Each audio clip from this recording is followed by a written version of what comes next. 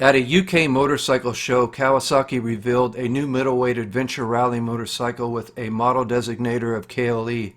Speculated this new model will compete with the Yamaha Tenere adventure motorcycle and other middleweight contenders.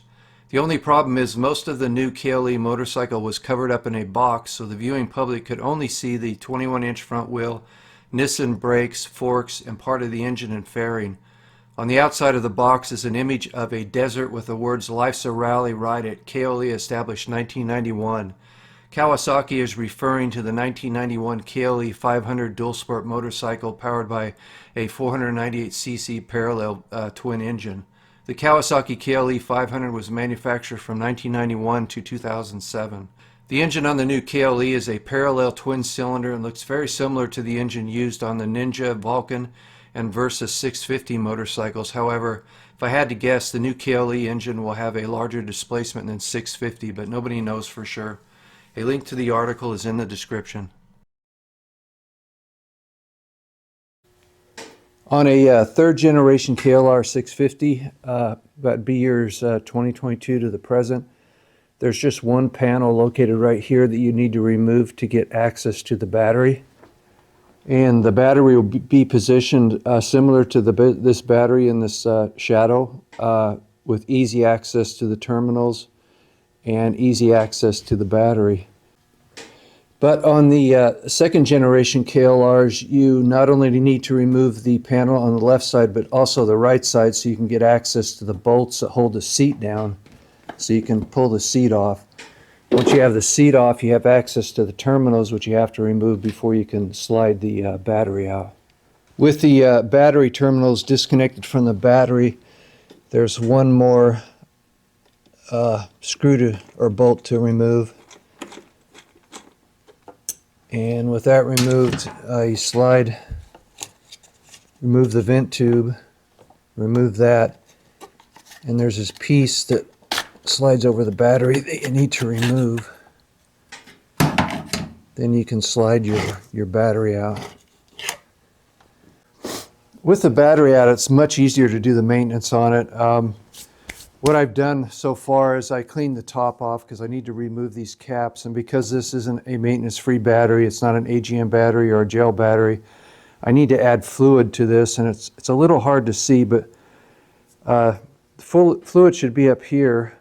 It shouldn't go below the lower level, but I've let it drop all the way down in this cell to this point here, which is, I don't know if you can see that, but I need to add distilled water to this. You don't want to add regular tap water because it contains stuff that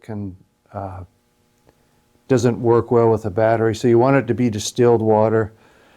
So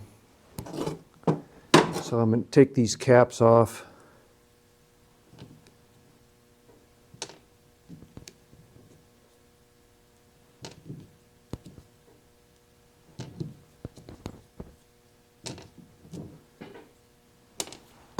It's a 12-volt battery, so it's got 6 cells, 6 caps. I think this 7th cap is a vent. And then I keep one of these containers that came with battery fluid, is I'll add distilled water and keep one of these to do battery maintenance. And then I just need to fill these up to the right level.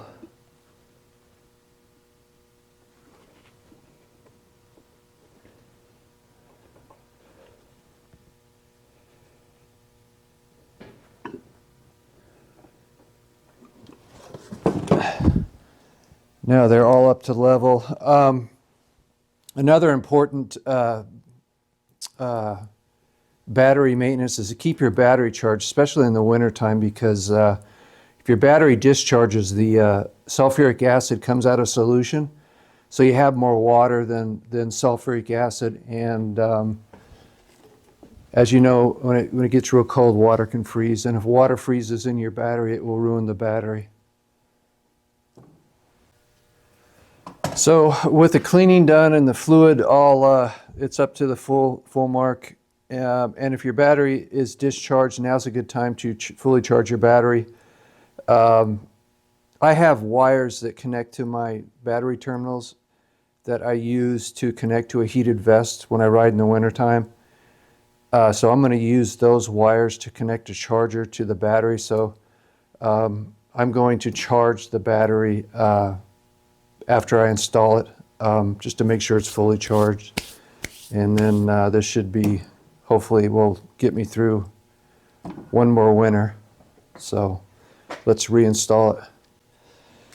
Installing the battery is just a reverse of taking it out. So I am going to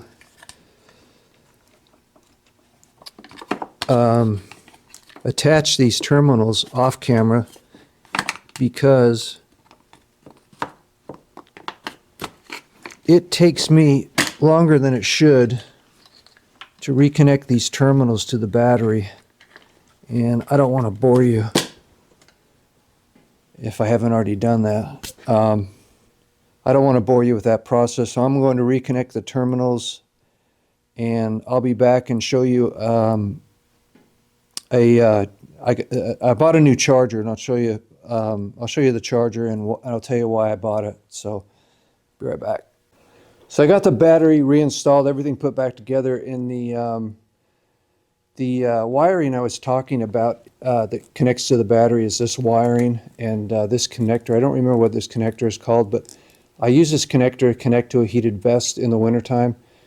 And when I buy a charger, or I look to use a charger on this bike, I want a connector like this because it's easy to connect. So I ended up buying this new Viking charger from Harbor Freight, and the reason I bought it is because it charges all the different battery types, as you see here, but it also charges 6-volt and 12-volt, and it's also a maintainer. And I passed up buying the battery tender. I could have got a battery tender for about 35 bucks. This was 39 bucks, 39.95. And the reason I chose this one over the battery tender because this particular model does the 6-volt, and the battery tender I was thinking of buying didn't. So it comes with all the different connectors, but the main thing that I wanted was make sure it came with this connector. But I may have made a mistake because the first thing the cashier said to me after he rang this up is this has a restocking fee if you return it. And when they say that to you, it's probably a high return item. And I hope that's not the case. I hope this ends up being a good charger, but we shall see. So let me reconnect, or put the camera somewhere so I can connect this and you can see it working.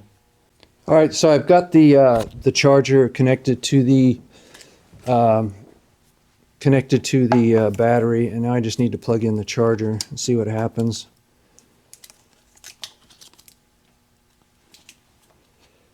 Got an extension cord here. And I think the first thing I need to do is go through the modes. There's 12-volt AGM, 12-volt standard, 6-volt standard. I'm just going to do 12-volt standard. And I guess it's recharging the battery, and I'm not sure I got to read the manual. I'm not sure what when it goes into maintainer mode, what it displays on the screen, but I know it's 12-volt standard, which is this 12-volt wet lead acid battery, not the AGM, not the gel. It's not a 6-volt, it's 12-volt. And I think this indicates that it's charging.